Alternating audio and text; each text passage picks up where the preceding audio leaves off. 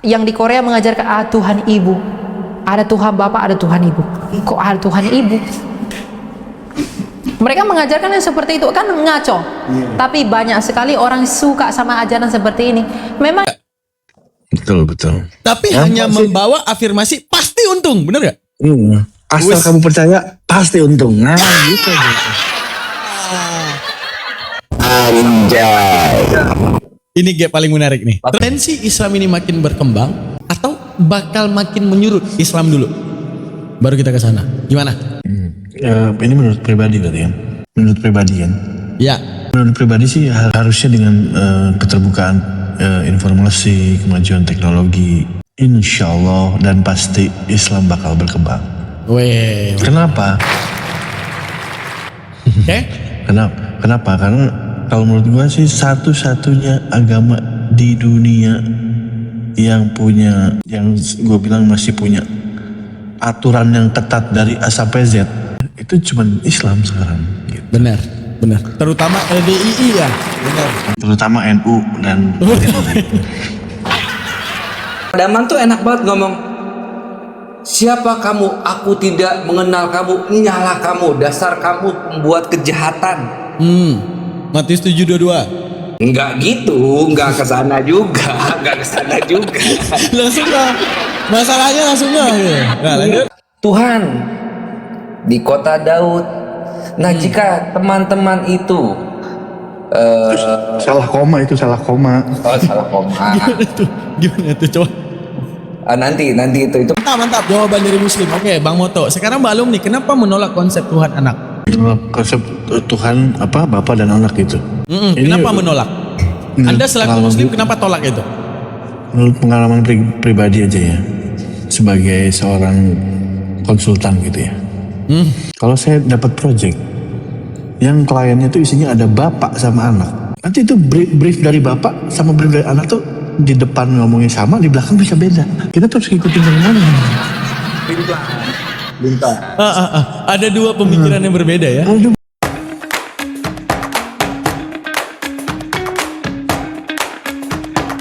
Karena penyesatan itu akan semakin marak. Penyesatan yang seperti itu tuh tidak ada apa-apanya. Yang paling berbahaya adalah penyesatan dari dalam. Kalau kita dengan yang lain tuh jelas beda. Tapi yang dari dalam ini, covernya Kristen, pakai salib-salib, tapi Injilnya itu dipalsukan. Makna Injilnya itu dipalsukan. Itu yang paling bahaya. Yang harus kita waspadai. Itu yang harus kita waspadai. Memang ini kita sudah semakin dekat menyambut kedatangan Tuhan yang mulia itu sudah semakin dekat. Karena tanda yang paling banyak adalah penyesatan akan semakin masif di mana-mana. Sekarang ada seorang pengajaran, ini teman-teman ya, saya ingatkan, pengajaran dari Korea namanya Shin Cheonji. Mereka mengatakan bahwa Lee Man-hee itu adalah inkarnasi Yesus Kristus kedua. Itu sesat. Jangan ikuti. Mereka menggait banyak mahasiswa. Ini sekalian informasinya saya sampaikan di sini. Karena banyak yang chat saya tentang itu. Jangan percaya kepada itu. Mereka datang dari Korea, datang ke Indonesia, menggait banyak sekali mahasiswa, kasih studi-studi Alkitab, lalu kemudian katakan, yang di Korea itu adalah inkarnasi Yesus kedua. Ada lagi di Tiongkok, Gereja Tuhan yang Maha Kuasa. Yesus telah datang dalam wujud perempuan. Mereka yang di Korea mengajarkan, Tuhan Ibu. Ada Tuhan Bapak, ada Tuhan Ibu. Kok ada Tuhan Ibu? Mereka mengajarkan yang seperti itu, kan ngaco. Tapi banyak sekali orang suka sama ajaran seperti ini. Memang yang sesat-sesat itu lebih banyak disukai. Saya ingat ketika Konsili Agung tahun 325 di Konstantinopel. Ketika Arius itu melawan Athanasius. Arius ini adalah seorang yang mengatakan Yesus itu bukan Tuhan. Waktu itu Athanasius itu mengatakan Yesus itu ilahi.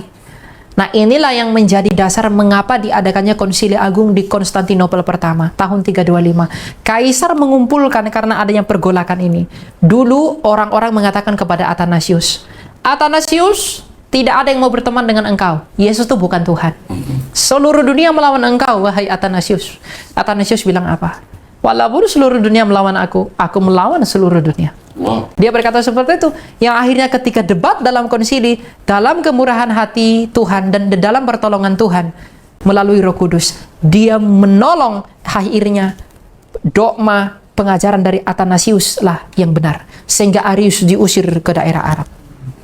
sesuai ke buku kesepakatan konsili. Memang yang sesat-sesat yang agak-agak lain itu lebih disukai orang. Ya karena mungkin ada manis-manis, ada asam-asam kali. Jadi kayak nano-nano. Itu gitu yang kan, disebut dengan tipu daya itu. Orang lebih suka, orang mencari insecure, apa yang membuat dia secure. Iya, iya. Nah, ini bro, ini pertanyaan awam aja ya, pertanyaan awam. Kamu memang orang awam, bro.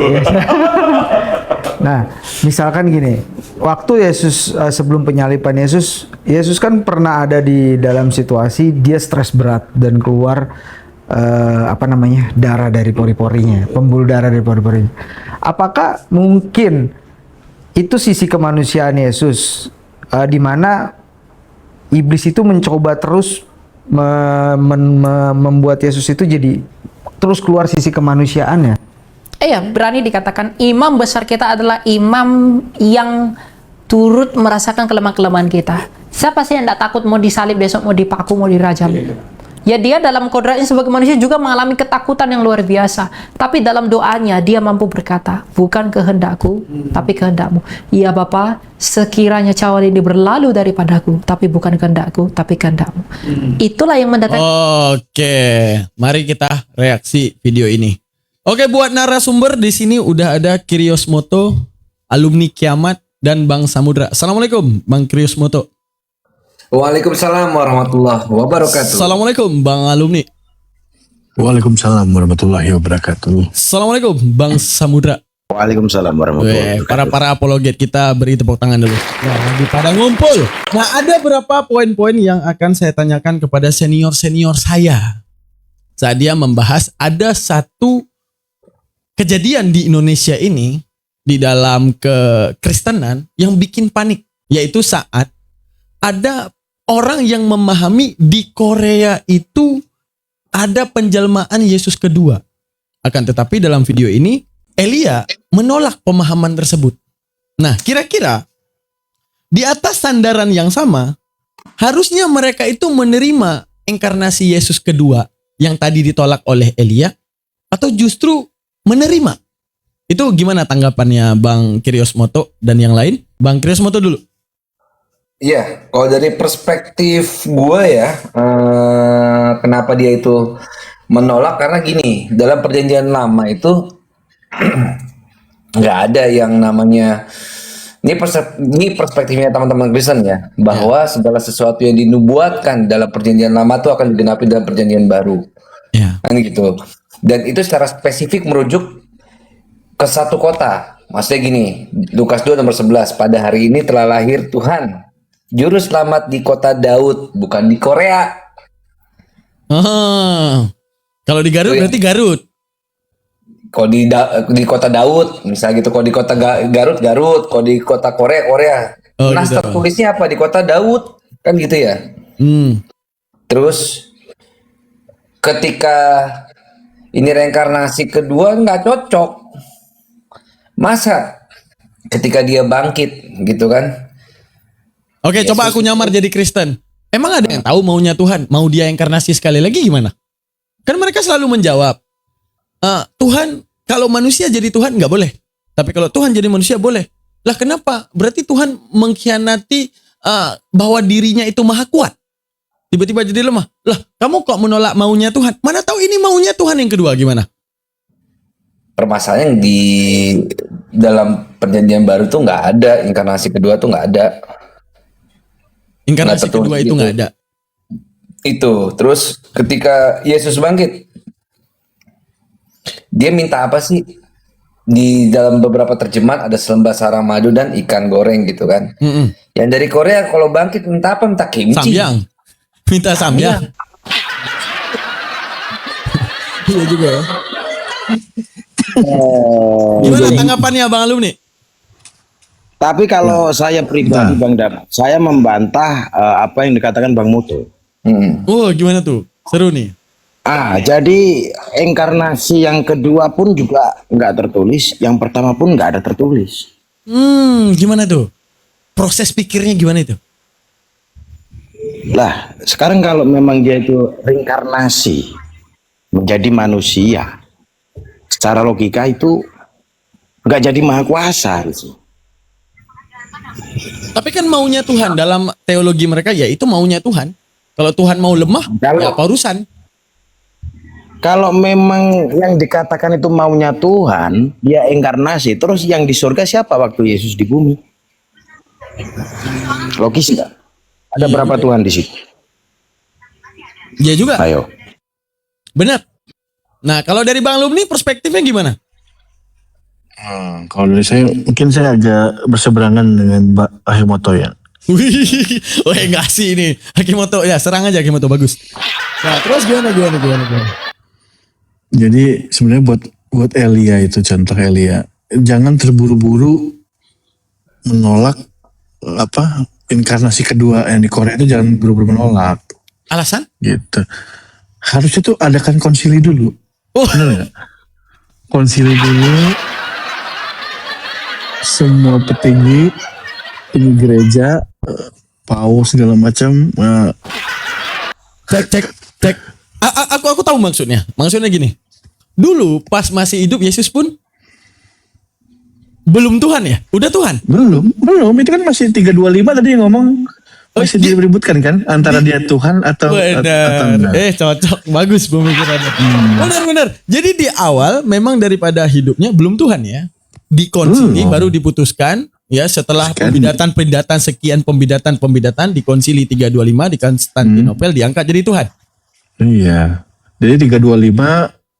Nah, harusnya di 2025 ada konsili lagi 2025. Menentukan bahwa yang Korea itu ya itu inkarnasi kedua atau bukan. Jangan terlalu terburu-buru lah. Berarti ini kalau langsung dijudge kayak gini menyalahi adat gereja dong, karena adat gereja kan konsili. Betul. Wah, itu. benar. Nah, soalan dia kasih. Bener ini. Betul. Harus dikonsilikan dulu baru putusin gitu. Kesepakatan Bang Daman. Jadi dari ketiga narasumber ini, yang paling masuk logis itu Bang Alum nih. Meninjau kejadian awal ya. Jadi Yesus itu dilantik dalam konsili. Benar. Bukan tidak mungkin yang di Korea ini dilantik juga jadi Tuhan tandingan di konsili 2025. Oh, tepat sekali. Wah, luar biasa identifikasi yang bagus. Gimana Kimoto? Anda sudah dibantah. Kira-kira ada bantahan lagi atau akan menyetujui gimana tuh? Jadi yang pertama, reinkarnasi pertama itu teman-teman bisa dilihat semua dalam Yohanes 1 nomor 1. Pada mulanya ada firman itu bersama-sama dengan Tuhan dan firman itu adalah Tuhan. Nah, reinkarnasi di mana? Di Yohanes 1 nomor 14 teman-teman. Jadi si firman itu telah menjadi daging. Dan Yesus itu sudah Tuhan sejak dari lahir katanya. Lukas 2 nomor 11. Pada hari ini telah lahir Juru Selamat Tuhan di kota Daud. Nah, jika teman-teman itu salah koma. Oh, salah koma. Gimana tuh coba? Nanti itu pembahasan gramatika. Oke, terus gimana lagi tuh? Jadi jika dianggap bahwa Yesus itu jadi Tuhan itu setelah konsili, itu sama aja apakah akan jadi mokondo? Modal konsili doang gitu maksudnya. Oh, kirain tadi apa? Mokondo, modal konsili doang. Oke, terus gimana? Jadi bisa jadi Tuhan gitu. Kan gitu. Kan di ayatnya apa? Lukas 2 nomor 11, pada hari ini telah lahir Juru Selamat, Tuhan. Nah, di kota Daud. Udah gitu. Dia udah Tuhan dari lahir gitu. Oke, gimana? Yang lain setuju atau kita lanjut ke pertanyaan kedua? Udah oke? Udah aman? Enggak setuju. Oh, enggak setuju. Lanjut. Apa lagi? Jadi gini loh. Kalau memang dia itu dari lahir itu Tuhan, harusnya ketika dia ditanya kapan hari kiamat, dia harusnya tahu. Tapi apa jawabannya? Hanya Bapa yang tahu. Nah, yang jadi pertanyaan besar ini Bang Moto. Yesus itu sebetulnya Tuhan besar, apa Tuhan kecil? Kalau memang dia Tuhan besar, harusnya nggak usah lewat konsili, dia pasti Tuhan. Gitu loh. Gimana tanggapannya? Kalau udah berana ini karena bukan iman saya, jadi nggak bisa ngasih tanggapan. Khawatir salah. Bingung kan? Iya. Enggak, kalau saya lebih sih bingung. pasti bingung. Kalau saya pasti bingung. Kalau ditanya gitu pasti bingung. Gitu. Karena ibaratnya gini, teman-teman sekalian. Yesus, menurut pemahaman Tritunggal, salahkan saya jika salah, bahwa saat dia menjadi manusia, dia juga ada ilahinya, benar ya? Iya. Benar ya? Nah, 100% manusia, 100% Tuhan. 100% Tuhan berarti 100% pengetahuan Tuhan, benar gak? Iya dong. Nah, pertanyaan saya, saat dia tidak tahu hari kiamat, ilahinya kemana? Kemana? Versi saya. Hah? Saya dulu Bang Muto. Kalau dibilang Bang Daman itu versi ilahinya kemana, versi saya ilahinya kemana? Bisa jadi waktu itu ditanya hari kiamat, versi ilahinya itu dia ngumpet dulu, balik ke surga. Setelah pertanyaan Cuti. itu hilang, dia baru turun. Cuti. Cuti sementara. Oke. Benar. Sama juga seperti kejadian pohon ara ya. Nah, itu saat itu Maha Kuasa menciptakan buah kemana? Ilahinya. Ini gue mau jawab yang masalah tadi hari kiamat nih. Sebenarnya gue pengen jawab sih. Silakan. Perspektif kan, bukan menjudge bahwa apa yang kita katakan benar. Jadi ibaratnya kalau ada yang menonton video ini, layaknya mereka itu mengkritisi. Oh, gini cara berpikirnya Bang. Dimana kalian Islam nggak akan paham ini, cara berpikirnya seperti ini agar paham, kan gitu. Nah, di sini kan kita bebas dalam memberikan pendapat. Ada banyak hal yang harus dipertanyakan yang mungkin mereka lupa bertanya. Salah satunya seperti tadi. Saat diyakini 100% Tuhan, berarti lengkap dengan segala 100% pengetahuan Tuhan. Maka Tuhan paling tahu. Detik dia tidak tahu, berarti keilahiannya yang dipertanyakan kemana. Yang kedua, saat dengan pohon ara, berarti dia punya kuasa, 100% kuasa Tuhan. Apa? Menciptakan buah ataupun menghilangkan buah. Kan gitu. Akan tetapi saat itu, adanya kejadian di mana tidak tahu pohon ara itu berbuah. Berarti yang harus dipertanyakan, kemana ilahi saat itu untuk mewujudkan pohon ara itu berbuah. Kan gitu. Gampang itu. Teman, mungkin saya ada pertanyaan. Gimana Ini tuh? jawab dulu apa pertanyaan dulu nih? Jawaban dulu. Jawab dulu. Jawaban dulu. Jawaban. Jadi gini, dua hal ini pertanyaan akan saya jawab pada satu momen yang sama. Ketika ditanya hari kiamat, ketika pohon ara, mudah sebenarnya. Itu ditanyakan ke saya atau itu terjadinya hari kapan? Karena ingat, ada beberapa dalil ya. Misalnya di Matius 12 nomor 8, Markus 2 nomor 28, Lukas 6 nomor 5 yang diksinya. Karena anak manusia adalah Tuhan atas hari Sabat. Kalau lu nanyanya di hari Minggu, lewat lu. Oh iya benar juga ya. Kalau hari Sabat, lu bisa jawab. Kalau gua ke pohon aranya hari Sabat, pas gua jadi Tuhan. Karena ingat apa? Karena manusia adalah Tuhan atas hari Sabat. Iya juga ya. Mungkin ditanyain masalah hari kiamat di hari Senin ya kali ya. Mungkin dia pas pagi hari Senin, hari Minggu, hari Rabu, gak pas di hari Sabat. Yang salah siapa? Yang nanya. Yang nanya. Benar. Pohon ara itu juga kejadian mungkin dia bukan di hari Sabat ya kali ya. Betul. Enggak, Logik. heran Bang Muto. Bener sih. Logik. Kenapa yang disalahin malah yang nanya malah disalahin itu loh. Iya, kan udah dikasih tahu. Nasnya ada. Karena anak manusia adalah Tuhan atas hari Sabat. Lu nanyanya hari apa? Hari Minggu. Nggak gue jawab. Senin nggak gue jawab. Ini jawaban paling logik dan saya terima. Bagus. Oke kan dua masalah ini selesai kan?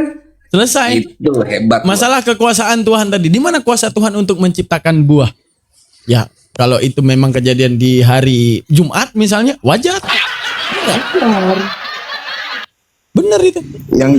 Yang jadi bingung ini Tuhan seluruh alam, seluruh hari, apa Tuhan khusus hari Sabat sih? Tulisannya apa itu?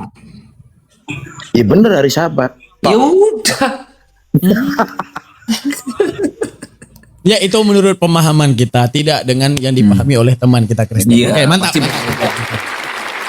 Oke. Biar mereka mungkin dalam menonton ini bisa mendapat kekritisan yang sama dan menanyakan suatu saat kan. Nah, karena nggak enak tidur dalam keadaan penasaran. Jadi buat kalian yang nonton, catat pertanyaan, tanya ke Pak Pendetanya kan gitu ya. Oke, yang kedua. Bisa jadi kita salah kan gitu ya. Iya, bisa jadi apa yang kita pikirin salah kan gitu ya. Alumni belum. Pertanyaan Bang alumni. Gimana? Pertanyaan Bang alumni. Oh, Bang Alumni mau tanya tadi ya. Oke, lanjut. Gimana? Nah, sebenarnya dia ada hubungannya sama yang tadi. Jadi mengenai doinatur itu. Contoh yang di Taman Getsemani sebelum disalibkan. Itu kan Yesus merasakan ketakutan tuh. Ya, bahwa dia akan disalibkan.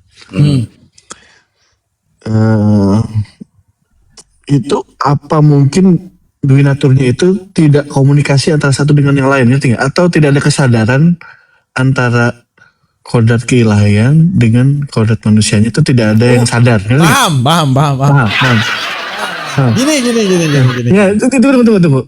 Gue kasih contoh. Misalnya nih gue manusia ya. Iya. Dan gue tuh sebenarnya Superman ya. Yoi. Gue ketemu begal di jalan, apakah gue takut? Enggak lah. Gue Superman, bos. Yoi. Langsung gue sikat. Yoi. Nah ini jangan-jangan konsepnya tuh gue tuh adalah Superman, tapi gue nggak sadar gue tuh Superman. Miskom. Oh, miskom. Jadi gue ketemu begal di jalan, keburu dibantai dulu sama begal, gitu. Superman lupa. Padahal lu punya laser. Lupa, tapi lupa. Jadi kayaknya konsepnya gitu. miskom tentang kesadaran ya. Oke. Gimana itu Akimoto? Jadi ibaratnya gini ya.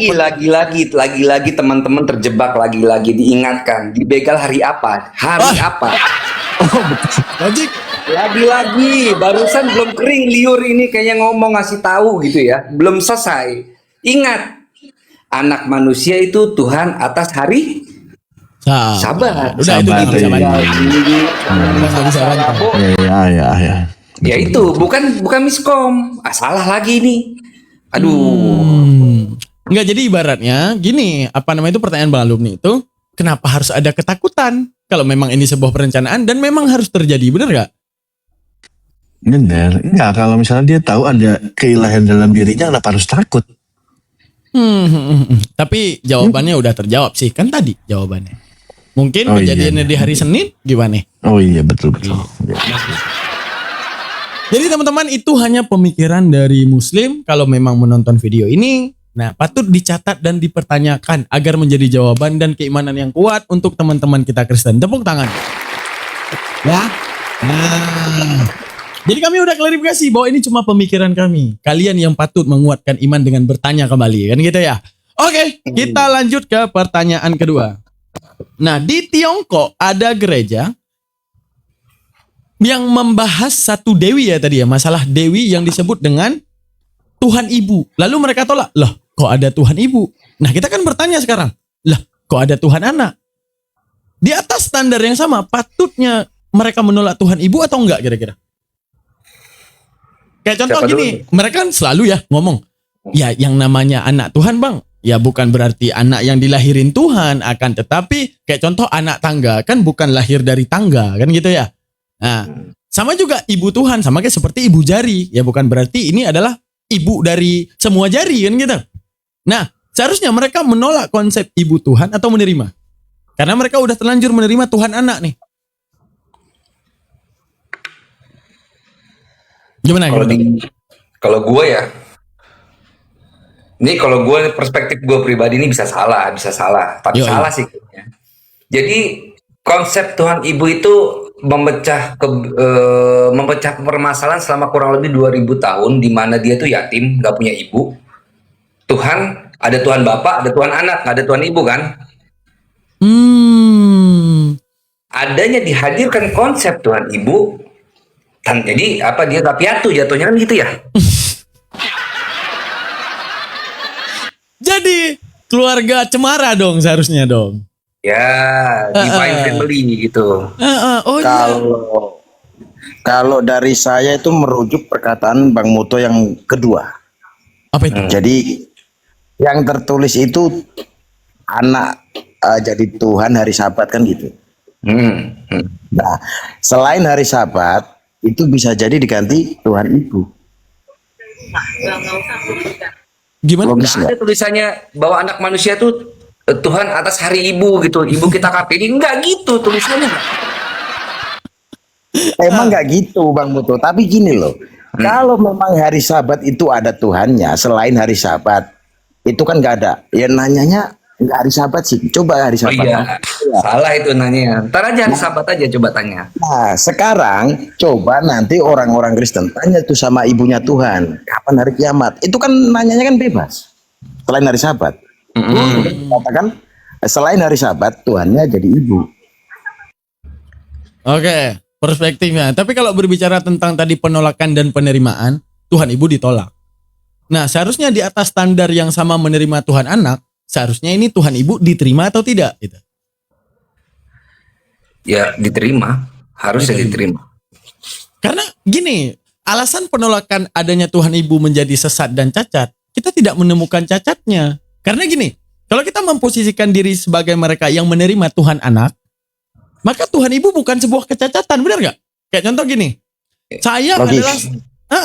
saya adalah seseorang yang lahir sama selalunya dari kecil bersama bapak. Akhirnya pas gede temuin ibu. Kecacatan ataukah sebuah keberuntungan ini? Ini harusnya Gimana? keberuntungan. Saya Ini suatu keberuntungan kalau menurut saya ya. Di mana ini tuh ya sebuah keberuntungan sih kalau menurut saya. tali kasih. Ya kayak Yoi. di acara-acara itu. Udah, dia nggak pernah ketemu ibunya dari kecil, dia sama neneknya. Akhirnya pas gede dia ketemu sama ibunya. Kita terharu men pasti dong. Ya, kita pasti akan sangat terharu dong. Setelah sekian lama tak menemukan ibu, akhirnya ibunya ada, bener gak? Anak presiden, bapaknya presiden nggak? Bapaknya presiden? Enggak. Anak presiden. Presiden Bapaknya ya dong. presiden lah. Terus? Iya. Anak Tuhan, ibunya Tuhan bukan? Yo itu. Tuhan harusnya. Harusnya. Selesai kan? Berarti ini Makanya konsep ibunya- ibu Tuhan bukan seharusnya yang harus ditolak, harus diterima dong. Ya. Harusnya harusnya dikonsilikan lagi kembali. Silikan lagi. Pastikan itu hari Sabat ya. Pastikan itu hari Sabat ya. Pastikan itu Sabat. Oke, kita dapat kesimpulan kalau bagi Krismoto wajib itu di hari Sabat. Kalau Bang Alwi Iya ini dong. nggak bisa diputuskan tanpa konsili, bener gak? Betul, betul. Mantap. Oke, kembali klarifikasi bahwa teman-teman ini hanya pemikiran kami, patutnya kalian catat dan ini menjadi pertanyaan untuk kalian. Kenapa saat ada tulisan mengatakan Tuhan anak bahwa sejatinya manusia seharusnya menolak ya secara pikiran yang rasio ya. Tapi tunggu. Aku nanya nih, kan muslim nih. Nyenggol muslim. Kenapa kalian tolak Tuhan anak? Seharusnya kan bagus Tuhan punya anak. Lengkap keluarganya. Kenapa kita muslim nolak? Nah, ini ke muslim nih. Bang Moto, kenapa nolak konsep Tuhan anak? Yang pertama kita sudah tahu lah itu jawaban di surah Al-Ikhlas gitu kan. Oke, Allah secara itu- dalil bukan akli, Iya. nakli, Iya. afirmasi Oke. akal. Oke. Oke. Nah, nanti ketika otomatis Tuhan itu punya anak, otomatis nih ya, Tuhan juga kan gitu ya. Berarti ada kufunya dong, sekufu dong. Ya, kesetaraan. Yoi. Jadi ketika nah ini ada pertanyaan, Tuhan itu bisa membinasakan nggak sih? Kan gitu ya. Ketika bisa nggak sih Tuhan anak ini membinasakan Tuhan Bapak? Kualat. Iya. Kalau enggak akan disebut Tuhan karena ada kuasa yang terbatas. Benar nggak? Betul. Ya. Benar. Dan akan gagal jadi Tuhan kalau mampu dibinasakan. Benar nggak? Oh iya. Mantap jawaban dari muslim. Oke, Bang Moto. Sekarang Mbak Alum nih, kenapa menolak konsep Tuhan anak? Konsep Tuhan apa Bapak dan anak gitu. Ini- Kenapa menolak? Anda selaku pengalaman muslim kenapa tolak itu? Menurut pengalaman pribadi aja ya, sebagai seorang konsultan gitu ya. Kalau saya dapat project yang kliennya itu isinya ada bapak sama anak, nanti itu brief dari bapak sama brief dari anak tuh di depan ngomongnya sama, di belakang bisa beda. Nah, kita terus ikutin yang mana? Ada dua pemikiran yang berbeda ya. Ada pemikiran yang berbeda. Gitu. Oh iya. Nah, itu konflik-konflik itulah yang kita hindari. Konflik yang kayak gini. Ini identifikasi kita aja. Oke, konflik yang seperti ini, ketika ada konsep bapak dan anak, kira-kira dapatin gap yang berbeda nggak? Kalau di dalam perjanjian lama dan perjanjian baru, kira-kira ini bapak di perjanjian lama kayak gini, saat anaknya ngomong lain gitu, dapat nggak gapnya? Dapat jelas dong dari Salah perjanjian satunya? lama sama baru. Salah satunya nih, perjanjian lama itu kalau kita dosa itu ya cukup bertobat gitu ya. Perjanjian baru tiba-tiba kalau dosa harus ditebus pakai manusia. Nah itu kan udah beda. Ini yang mana yang benar ini? Berarti ini persis sama kayak kejadian saya kalau dapat kerjaan. Berarti alasan menolak Tuhan, konsepsi Tuhan anak yang kayak tadi ya. Biasanya di depan di belakang beda cerita, benar? Iya. Oke. Klarifikasi lagi, ini hanya pemikiran kami, kalian yang berhak menjawabnya. Oke. Bang Samudra, kenapa menolak konsep Tuhan anak? Kalau bagi saya pribadi, konsep Tuhan anak nantinya bukan tidak mungkin harus ada Tuhan ibu. Terus diurut-urutin nanti terjadi dinasti ketuhanan. Gitu loh. Turun temurun kan. Takutnya dibuatin kakak nggak? Nah itu dia. Nanti ujung-ujungnya ada kartu penduduk anak Tuhan. Oh ibunya Tuhan. Yang lebih parah lagi, bukan tidak mungkin anak cucu cicitnya Tuhan lagi. Oh iya juga ya. Coba. Kalau seandainya memperoleh keturunan ya. Nah, Iya juga. terus kalau dia seandainya cicitnya ini nyolong katakanlah keledai, polisi berani nggak nangkep? Enggak Tuhan. Nah itu dia, loh, ini cucunya Tuhan loh, nggak usah main-main. Mau jadi Berarti- apa? Berarti akan banyak ya peraturan-peraturan yang bisa dilanggar karena bermandat Tuhan gitu ya. Itu nanti jadinya suka-suka anak cucu Tuhan lah. Benar. Oke, berarti itu pandangan Islam menolak daripada konsep anak Tuhan. Dimana dalam Islam mengenal qul huwallahu ahad, bahwa Tuhan itu satu, karena pemikiran manusia menanggapi bahwa Tuhan adalah sebab daripada segala sebab yang tak disebabkan lagi. Maka dia wajib satu. Akan tetapi jikalau dia dua, maka akan terjadi paradoks akal. Di mana Tuhan A pasti bisa membinasakan Tuhan B, Tuhan B bisa membinasakan Tuhan A. Namun apabila Tuhan A terbinasakan oleh Tuhan B bukan Tuhan, maka apabila Tuhan B terbinasakan oleh Tuhan A bukan Tuhan, maka akan ada kuasa yang nabrak. Oke, mantap. Selanjutnya ke pertanyaan kita yang ketiga. Pertanyaan kita yang ketiga. Ada satu statement Elia dalam video yang sesat-sesat paling banyak diminati. Realita atau fiktif? Silakan, Akimoto. Yang sesat-sesat itu biasanya itu menjadikan suatu angin-angin surga yang fana. Maksudnya gini, biasanya itu lebih banyak kesenangan-kesenangan yang bersifat semu. Jadi gampangnya orang itu terbuai ke arah sana, gitu kan? Jadi kalau mungkin gini, bukan mungkin sih. Jadi kita ambil dari contoh apa yang teman-teman Kristen atau Elia sendiri yang pahami, yang diimani juga. Kita kan bisa melihat dari 2 Yohanes 1 nomor 7 gitu kan. Dikatakan apa? Sebab banyak penyesat. Nah, kan sesat juga kan? Sebab banyak penyesat telah muncul dan pergi ke seluruh dunia. Yang tidak mengaku bahwa Yesus Kristus telah datang sebagai manusia. Iya. Oke. Itu adalah penyesat dan antikristus. Jadi, apakah Muslim itu penyesat? Enggak. Dia mengimani bahwa Yesus itu datang ke dunia ini sebagai apa? Manusia. Sementara ada orang lain atau ada sekte lain atau ada komunitas lain yang mengatakan bahwa Yesus itu telah datang sebagai Tuhan. Karena nanti dasar mereka pada hari ini telah lahir juru selamat Tuhan di kota Daud. Nah, jadi yang mana yang harus diikuti nih? Yang satu bilang kalau orang sesat, si penyesat, si antikristus itu, gitu kan? Dia itu yang nggak ngaku bahwa Yesus Kristus itu telah datang ke dunia itu sebagai apa? Manusia. Manusia. Itu antikristus itu. Nah, satu lagi ngomong, pada hari ini telah lahir juru selamat Tuhan di kota Daud. Nah, kan? tunggu dikit. Pada hari ini, ada hari ini. Lahir Tuhan dan juru selamat di negeri Daud. Hari ini, hari apa? Telah lahir. Iya, telah lahir Tuhan dan juru selamat di negeri Daud. Hari apa? Sabar.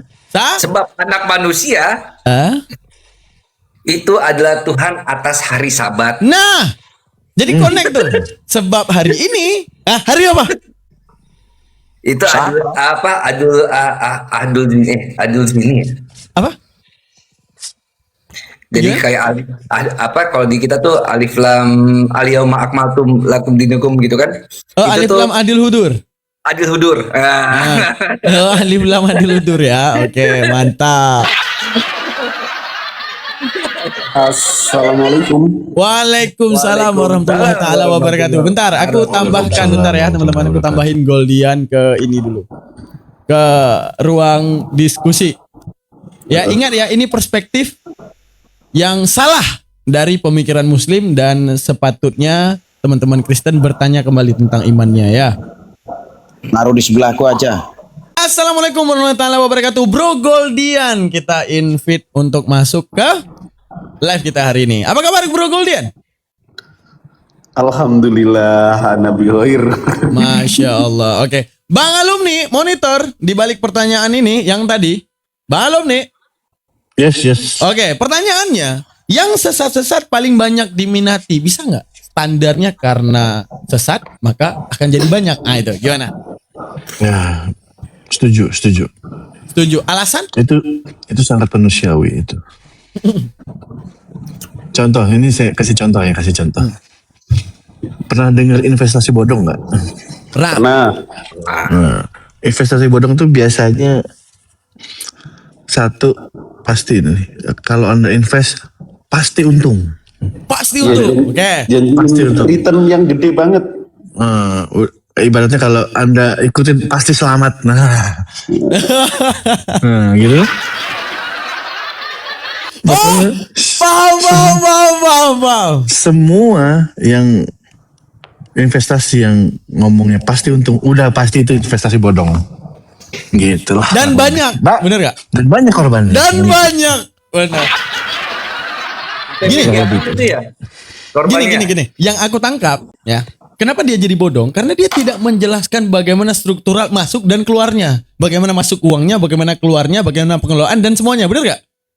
Betul. Tapi hanya membawa afirmasi pasti untung, bener gak? Asal kamu percaya pasti untung. Nah, gitu.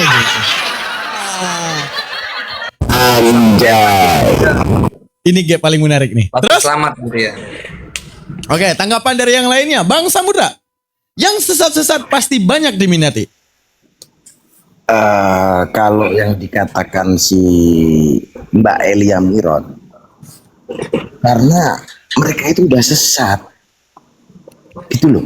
Nggak boleh Contohnya, judge. Nggak boleh dijudge. enggak, boleh ini kan dijudge. perspektif saya Nah. pribadi. Nah, Oke, jadi, gimana? Yesus itu tidak pernah membatalkan setitik iota hukum Taurat. Salah satunya babi itu haram. Oke. Tapi mereka mengatakan halal. Itu udah sesat.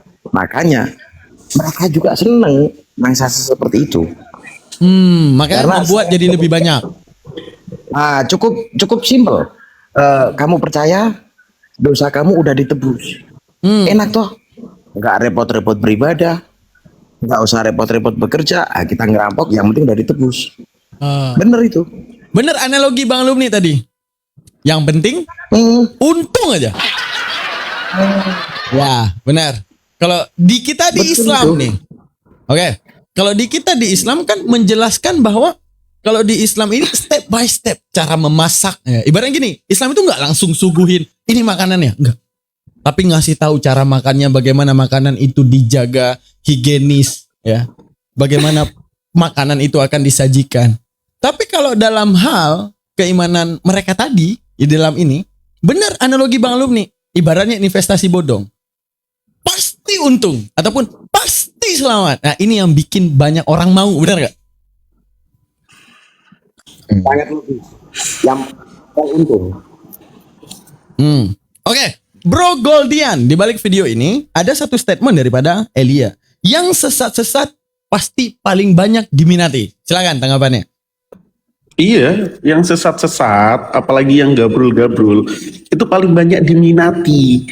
Diminati oleh siapa? Oleh orang yang nggak mikir. Oke. Contoh tadi Bang Alumni, kok Dabling ya, ngasih perumpamaan bahwa investasi bodong contohnya. Pasti banyak yang invest. Nah, orang yang invest itu pasti nggak mikir panjang, nggak menganalis. Nah, orang yang kayak gitu itu orang yang apa?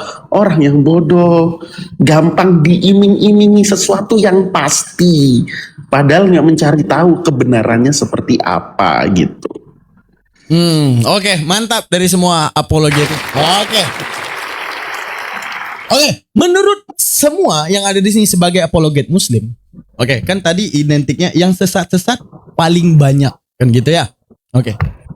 Kira-kira di kemudian dan selanjutnya, ya, di kemudian dan selanjutnya, mulai daripada hari ini sampai di kemudian hari, ada nggak potensi Muslim ini bakal menjadi sedikit? Silakan ya, Krios Moto. Muslim semakin dikit tuh enggak. Alasannya? Orang tuh semakin ngeh sama investasi bodong.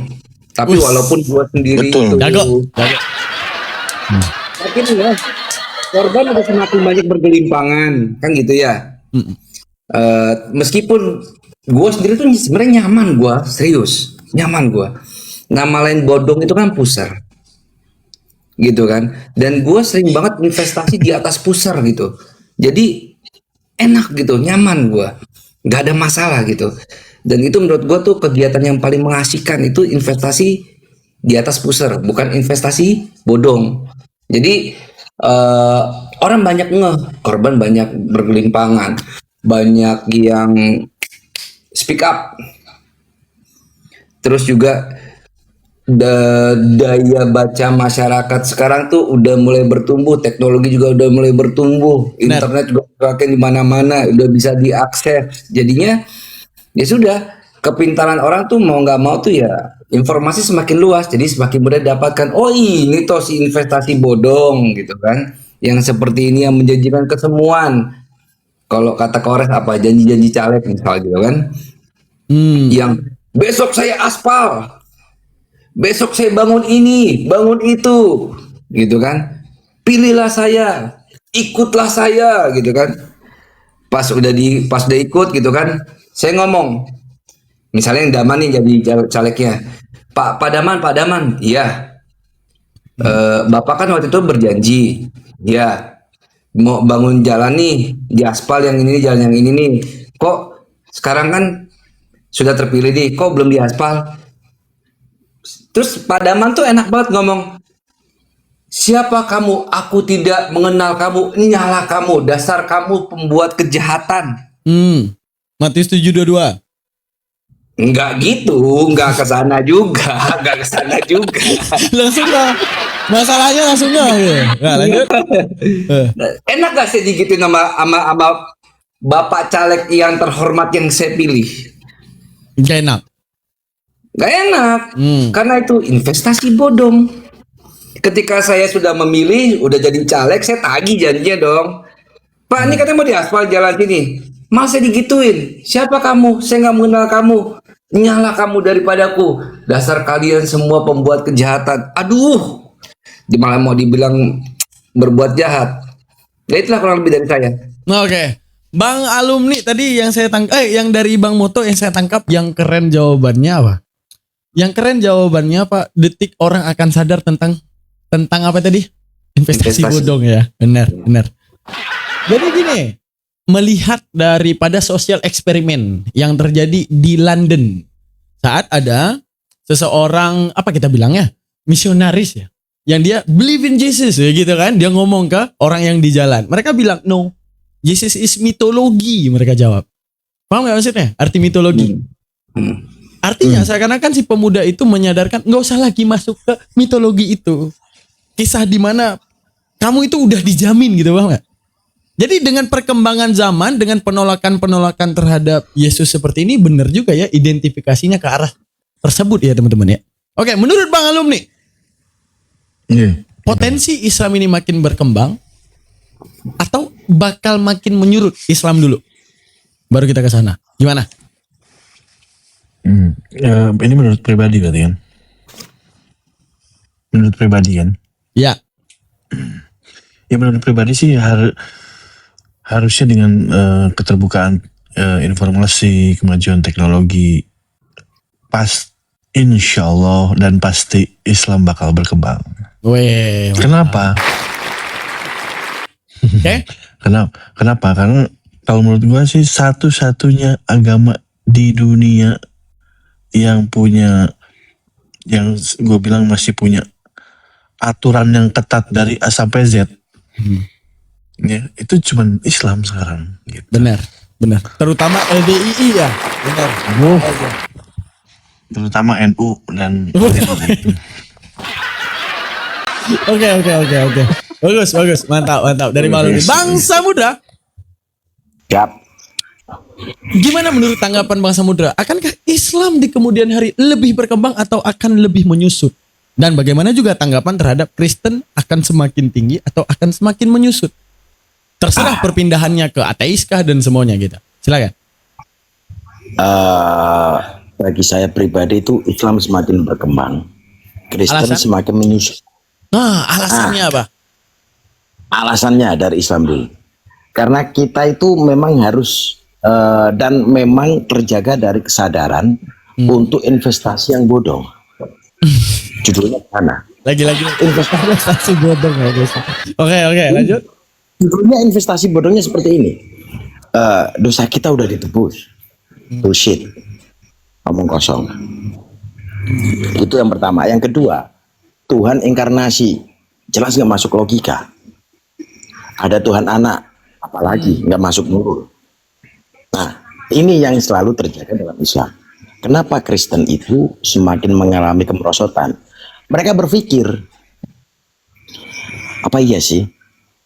Dari video daman yang ditampilkan ini, ada benernya juga. Ada Tuhan anak. Ada Tuhan anak, nanti ada Tuhan ibu. Muncullah keturunan-keturunan Tuhan. Terus yang di Korea ada inkarnasi yang kedua.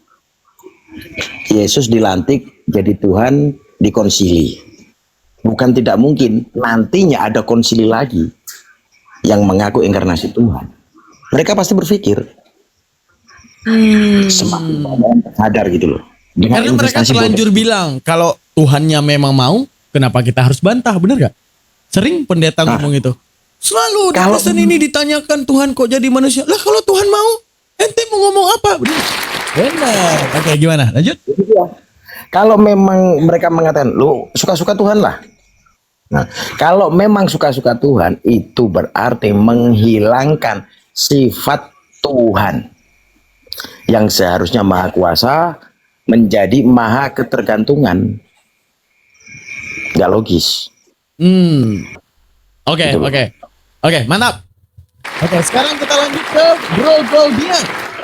Bagaimana tanggapan Bro Goldian? Akankah Islam ini menjadi berkembang dan Kristen akan merosot, atau sebaliknya Kristen yang akan berkembang, Islam yang akan merosot? Gimana penelitian Bro Goldian?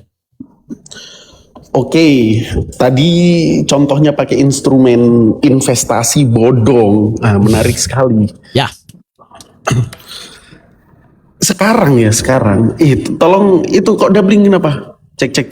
Cuma Doubling dia aja doublingnya, lain nggak? Lanjut. Masa iya? Nah, orang-orang itu sekarang sudah melek akan investasi. Nah, apalagi dalam konteks agama, orang-orang itu sudah mikir kira-kira pandangan hidup mana yang akan kubawa dan benar-benar kasih tuntunan. Nah, di Islam itu dijelaskan semuanya. Nah, kalau orang memilih untuk berinvestasi, apalagi anak muda zaman sekarang yang sudah mikir, nggak mungkin dia terjun ke investasi bodong yang dideklarkan secara cuma-cuma, pasti, dan kamu ketika membeli akan return 100%. Itu kalau orang nggak mikir dia akan masuk. Tapi anak muda zaman sekarang itu lebih mikir. Anggaplah Islam itu obligasi, investasi yang dikelola oleh pemerintah. Nah, returnnya itu jelas dan sebanding dengan apa yang dikeluarkan. Semisal diri kita itu kita dedikasikan untuk investasi ke agama Allah, melakukan sholat amar ma'ruf nahi mungkar, Allah itu akan balas di dunia dan di akhirat dengan balasan apa? Balasan yang setimpal. Nggak lo naruh 5 juta nanti bulan depan balik 45 juta. Itu investasi bodong. Nggak lo ngucapin dengan mulutmu dia Tuhan lalu dibangkitkan di antara orang mati. Pada hari ketiga kamu akan diselamatkan. Walaupun kamu berzina, makan babi, membabi buta bun-bun seluruh manusia yang ada di muka bumi ini, itu investasi bodong. Siapa yang mau masuk itu? Orang yang tiba-tiba ngaku ketemu, akulah sang jalan kebenaran dan hidup, tiba-tiba masuk. Nah, otaknya nggak pernah dipakai kayak gitu. Yang harus dilakukan apa? Yaitu masuk agama yang tentunya mengajarkan bahwa syarat akal ketika masuk agama itu harus dihidupkan nomor 1. Kenapa Allah bilang afala ta'qilun afala tadakkarun? Data yang kutemukan kemarin 2045, Islam itu akan bertumbuh pesat. Bahkan sekarang ketika Kristen dan Katolik itu didiversifikasi menjadi 2 agama yang berbeda, Islam sekarang nomor 1, men. Udah 2M, Katolik 1,4 sekian, terus Protestan itu 1,3 sekian, Islam nomor 1. Benar kata Allah, inna fatahna laka fatham mubina. Siapa yang masuk? Orang yang pakai akalnya. Orang lebih memilih investasi di obligasi yang dikelola jelas-jelas oleh Tuhan ataupun pemerintah daripada investasi bodong yang ditawarkan aki alumni gitu. Mantap. Oke, saya dapat yang keren dari Bro Goldian yang luar biasa. Pinter-pinterlah dalam berinvestasi. Ya nggak? Dalam meneliti ini resmi atau enggak? Perencanaannya seperti apa? Bagaimana pemasukannya, bagaimana pengeluarannya? Jangan langsung pasti untung. Nah, ini nggak bisa, benar nggak? Keren. Oke, next.